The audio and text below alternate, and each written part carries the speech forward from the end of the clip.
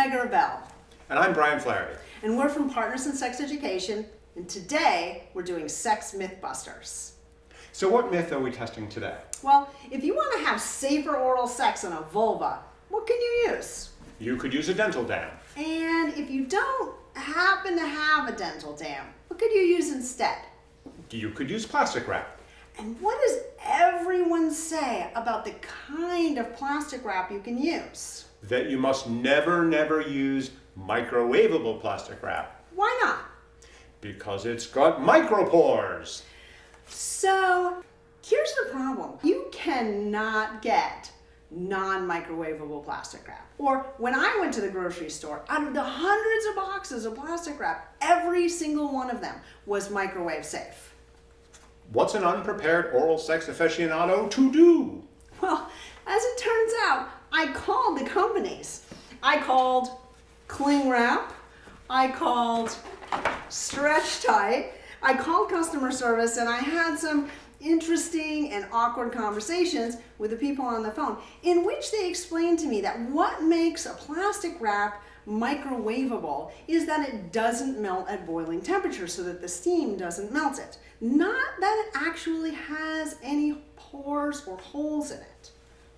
But that explanation is not going to satisfy us, is it? Of course not. Let's put it to the test. Well, how does the FDA test dental dams and condoms for permeability? Well, what the FDA does is they take a condom and they fill it with a solution with a virus the size of the smallest sexually transmitted virus.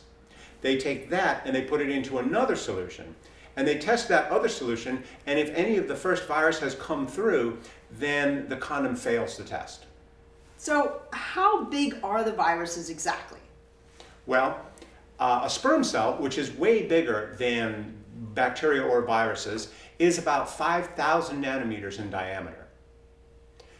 Bacteria are larger than viruses, and so chlamydia, a sexually transmitted bacteria, is 300 nanometers in diameter.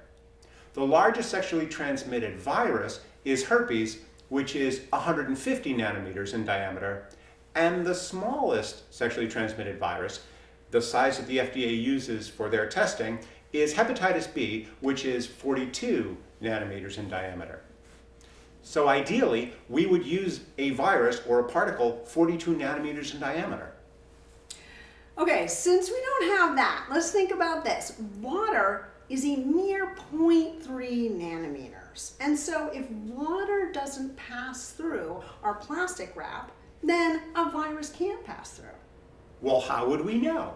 Well, if we dye the water, dyed water is a little bigger. Food coloring is about 10 nanometers, which is still way smaller than the smallest virus. So if we make a little pocket with a plastic wrap and we put dyed water in it and we put in another water, if no dye passes through, we know it's impermeable to viruses.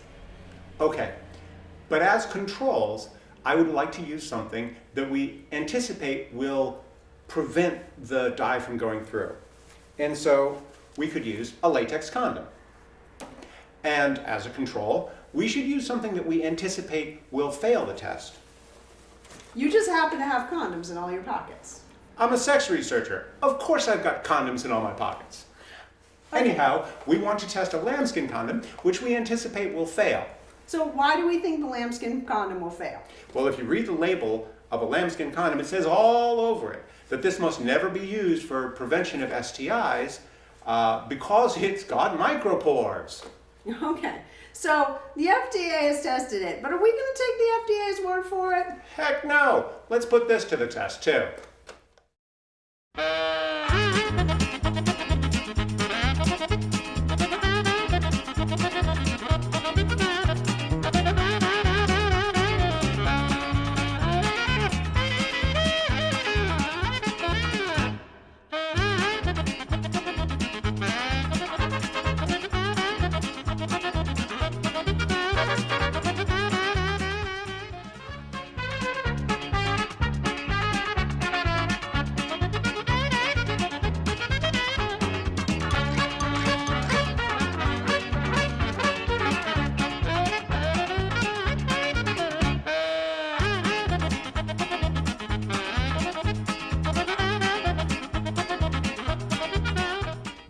So how did that go?